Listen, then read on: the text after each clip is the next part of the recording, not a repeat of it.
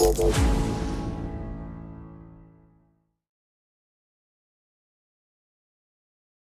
with Emmett McCall. This is our wrestling edition for our weekly recaps. Season's kicked off, a lot of tournaments out of the area, so it's it's a fun time to just sort of jump right back into it and just to kind of see where everybody is coming into the season. A lot of these kids are coming off of maybe a long football season, you're not exactly sure, and obviously too where they are with different weight classes, they'll be dropping down, moving up, depending on how things go throughout the rest of the season. But it is always fun to see kind of where things are early on. Had some success early in the season. Tamaulipas Bronson Strauss captured an individual title at the Bloomsburg tournament. A pair of Jim Thorpe wrestlers, Jared Newhall and Derek Hunter, also captured tournament titles at Catasauqua's Rough Rider Invitational.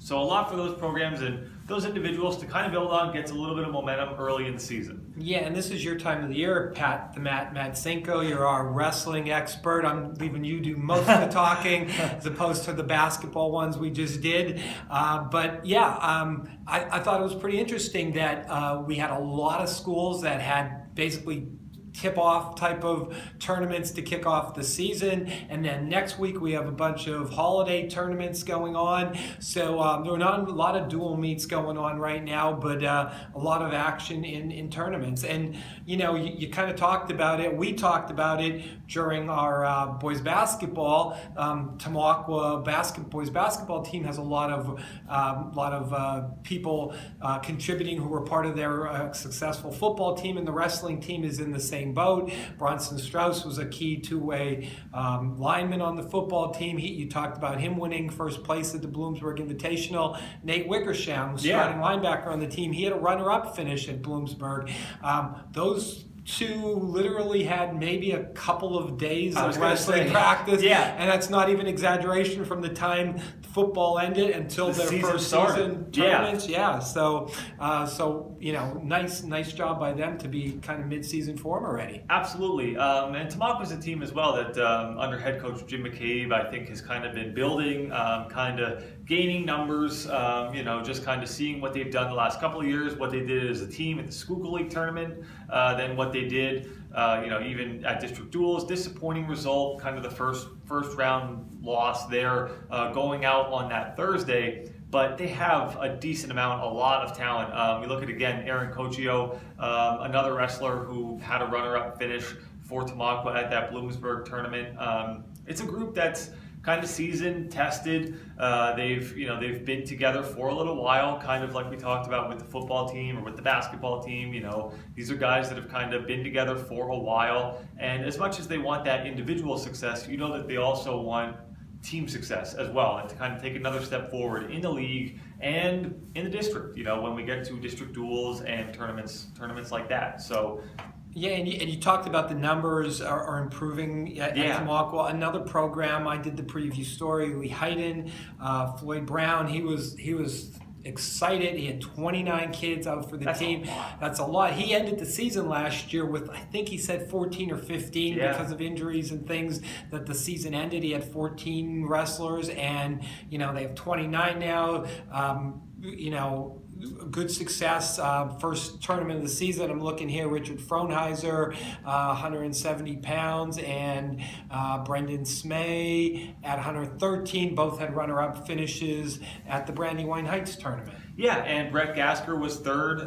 You have Lucas Ferguson, Stephen Fritzinger, Lucas San Giuliano, Alex Ziegenfuss, also placing for the Indians. So that's just another case where it's exciting for them. They're building numbers. They're continuing to kind of build that program. Northern Lehigh is another team that competed in that tournament. Also had several place winners. They're another team that they're trying to build the numbers. Yeah. Still have a few more holes in the lineup that Coach Scott Snyder would like probably, but you see some improvement there, and you see some the program is starting to move forward. Yeah, and you look at just again kind of going back to that to that tournament at Brandywine where you have Matt Frame, Trevor Amora, Joey Avadelli, Jason Hunter, Josh Schaefer. I mean, all again kids that medaled, kids that placed. Yeah, five different wrestlers medaling. That's an impressive showing. Yeah, and I had a chance to cover another pair of Colonial League teams just last week when I saw Palmerton Northwestern. Northwestern came away with a win. Impressive performance for a team that's giving up 2 forfeits, had a lot of pins, got bonus points where they really needed them, and were able to really kind of grind out and pick up a really nice win against Palmerton. And again, it's a Palmerton team that I know, like Coach Justin Peterson said, still kind of trying to find its way, see what he has, as most of these teams are. But yeah, I think as we move through the season, you'll kind of see a little bit more from these teams, from some of these kids. I think about a Matt Lalek or a kid like that who was down in a match, goes to overtime, wins it in overtime. Then you have, obviously, Northwestern had Jake, Eli Decker, Ben Griffith. There were so many kids that picked up so many huge wins, got pins when they really needed them, and really helped to kind of swing that match in Northwestern's favor. So it'll be interesting to see kind of how that sort of all plays out as the season moves along. A couple of Schuylkill League teams that were in tournaments the opening weekend. Panther Valley was at the Carlisle tournament. Jim Thorpe was at the Rough Rider Invitation in Catasauqua. And Panther Valley also just picked up a nice dual win over Halifax the other night.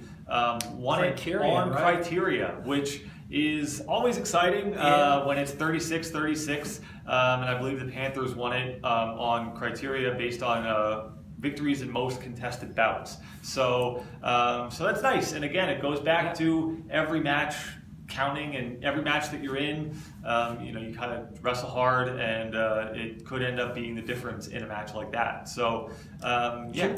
Jim Thorpe had a couple of individual titles we talked about earlier when we started this, but a couple of wrestlers in Newhall and Hunter who did some good things last year. And Absolutely, yeah. And you look at, again, you have a Will Schwartz as well, a Kendall Herron, and those are kids that I think are, as much as they're leaders on the mat for Sean Albert, they're also leaders off the mat, and I know just kind of even reading through the preview, he wanted those guys to really kind of take charge, take hold, and help get more kids out, bring more kids into the program. They lost our Wrestler of the Year, Ethan Mordaunt, who was a force for the Olympians throughout his career. Several years, yes. Yeah. So now it's kind of up to those guys. It's on those guys to kind of keep carrying that torch, so to speak.